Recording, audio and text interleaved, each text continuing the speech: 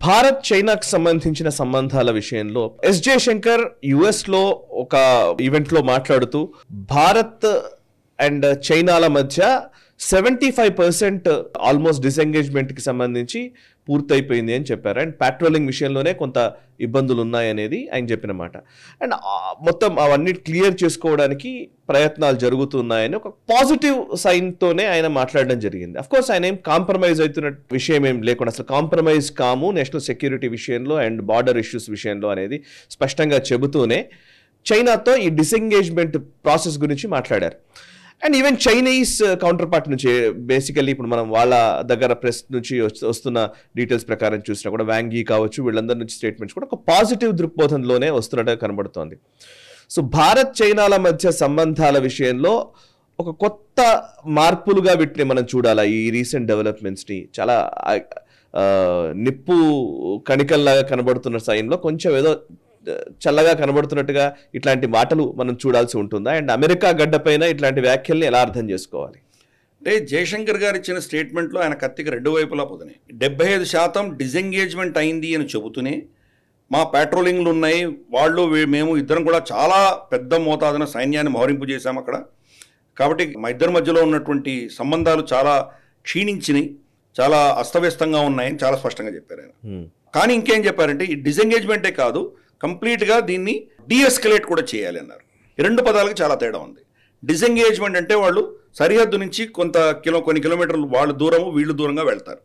కానీ కంప్లీట్గా దాని నుంచి అక్కడ ఉన్నటువంటి స్థితిలో 60,000 70,000 సైనికులను ఎవరైతే మోహరింపు చేశారో వాళ్ళ స్థావరాలకు పంపించి సరిహద్దు బార్డర్స్ పెట్రోలింగ్ వాళ్ళని మాత్రమే వదిలిన రోజే కంప్లీట్గా ఇది డీఎస్కలేషన్ కింద మనం భావించవచ్చు. డిసెంగేజ్మెంట్ అది కూడా 75% జరిగింది అన్నారు.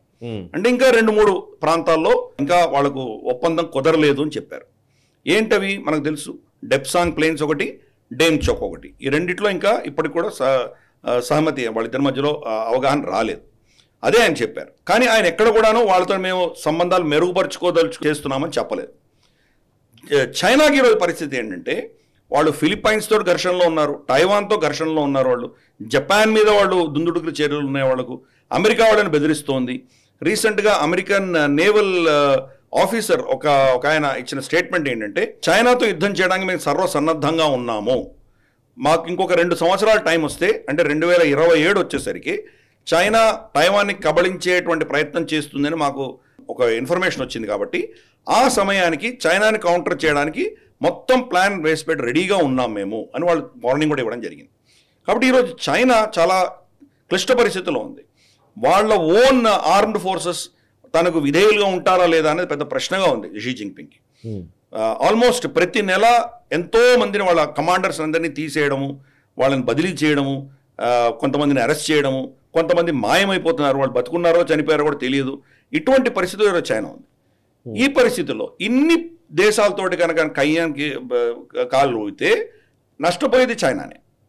కాబట్టి వెస్ట్ తోటి ఆయన సంబంధాలు ఉన్నటువంటి పరిస్థితుల దృష్ట్యా కనీసం భారతదేశంతో అయినా టెంపరీగా అయినా కొంత చల్లార్చే దిశగా ప్రయత్నం చేయాలి అని నిర్ణయించుకున్నట్టు మనకు అర్థమవుతుంది.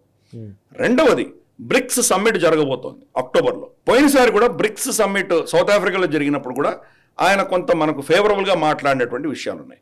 ప్రతిసారి మోదీ గారిని ఆయన కలుస్తారు బ్రిక్స్ సమ్మిట్లో కానీ ఎస్సీఓలో కానీ అన్నటువంటి పరిస్థితి వచ్చినప్పుడు షీ జిన్పింగ్ ఏంటంటే మనకు ఏదో మన ఫేవరబుల్గా ఒక స్టేట్మెంట్ ఇవ్వడమో ఇటువంటివి ఏవో జరుగుతూ ఉంటాయి. మనకు డోక్లాంలో చూసాం మనం, మోదీ గారు షీ జిన్పింగ్ ఇద్దరి మీటింగ్ వస్తోంది అని తెలియగానే దానికి జస్ట్ కొద్ది రోజుల ముందరే వాళ్ళు ఒప్పందం చేసుకొని అక్కడి నుంచి వెళ్ళిపోయారు వాళ్ళు. ఎందుకంటే వీళ్ళిద్దరు కలిసినప్పుడు మోదీ గారు బహుశా ఆయన్ని ఇగ్నోర్ చేయడము, డిప్లొమాటిక్గా ఆయనకు వ్యతిరేకంగా ఏదో చేయడం ఇటువంటి ఏమైనా ఉంటాయి, ఆయనకు తల కొట్టేసినట్టు ఉంటుంది. కాబట్టి ఆయన అప్పుడు డిసెంగేజ్ చేశారు అప్పుడు ఆయన డోక్లాంలో. కాబట్టి ప్రతిసారి మోదీ గారు షీ జిన్పింగ్ కలిసినప్పుడు ఏదో ఫేవరబుల్గా చేయాలి అన్న దృష్ట్యా కూడా ఈరోజు చైనా ఇటువంటి పాజిటివ్ సిగ్నల్స్ ఇస్తోంది.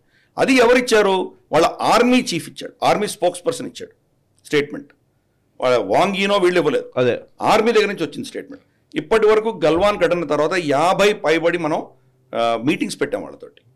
ఎటువంటివి మనకు డిప్లొమాటిక్ లెవెల్లో, మిలిటరీ లెవెల్లో, అజిత్ దోవల్ లెవెల్లో, పొలిటికల్ లెవెల్లో, అన్ని లెవెల్స్లో మనం వాళ్ళతోటి డిస్కస్ చేసాం మనం.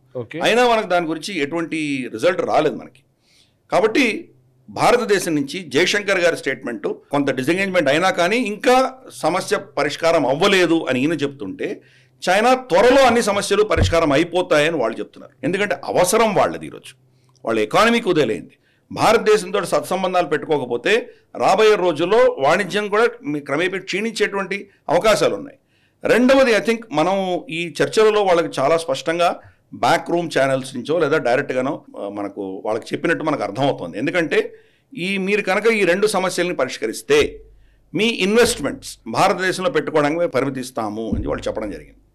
అందుకని మనం చూసాం లాస్ట్ బడ్జెట్ సెషన్లో మనకు ఎకనామిక్ సర్వే దాంట్లో చైనా నుంచి పెట్టుబడులు కానీ చైనా నుంచి వాణిజ్యం కానీ పెంచాలి అన్న దిశగా ప్రభుత్వంలో కొంత మనకు వాణి వినిపిస్తోంది. గతంలో వాళ్ళకి వీసాలు కూడా ఇచ్చేవాళ్ళు కాదు, ఇప్పుడు వీసాలు ఇవ్వడం మొదలుపెట్టారు. వాళ్ళ ఇన్వెస్ట్మెంట్స్, ఫర్ ఇన్స్టెన్స్ వాళ్ళ BYD కార్లు ఉన్నాయి, అలాగే వాళ్ళ ఎలక్ట్రిక్ కార్స్ కానీ, వాళ్ళ టెక్నాలజీ సంబంధించినటువంటి సెల్ ఫోన్స్ కానీ ఇక్కడ వాళ్ళు ఎక్స్పాండ్ చేయాలంటే దానికి ఇన్వెస్ట్మెంట్స్ మనం పర్మిట్ చేయట్లేదు. బహుశా దానికి పర్మిషన్ ఇస్తాం. ఓకే, మేడ్ ఇన్ PRC అంటే ఎవరు కొనట్లేదు ప్రపంచంలో. అదే మేడ్ ఇన్ ఇండియా అంటే కొంటారు, బ్రాండ్ వాల్యూ ఉంది కదా. అందుకని ఇక్కడ వచ్చి మ్యానుఫ్యాక్చర్ చేసి ఇక్కడి నుంచి వాళ్ళు ఎక్స్పోర్ట్ చేసుకోవచ్చు.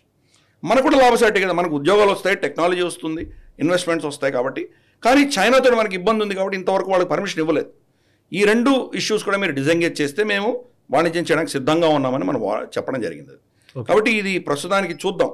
మరి చైనా చెప్పింది కాబట్టి త్వరలో వాళ్ళు ఏమైనా కొంత డిసెంగేజ్ చేసే ప్రయత్నం చేస్తారా లేదా మనం వేచి చూద్దాం. ఈ వీడియో మీకు నచ్చినట్టయితే లైక్ చేయండి, 10 మందికి షేర్ చేయండి. అలాగే కామెంట్ల రూపంలో మీ అభిప్రాయాలను మాతో పంచుకోండి. Nationalist hub group of channels ను సబ్స్క్రైబ్ చేసుకుని తెలుగునాట జాతీయవాద జర్నలిజాన్ని ప్రోత్సహించండి. ఈ వీడియో కింద ఉన్న బెల్ ఐకాన్ పై క్లిక్ చేయడం మర్చిపోవద్దు.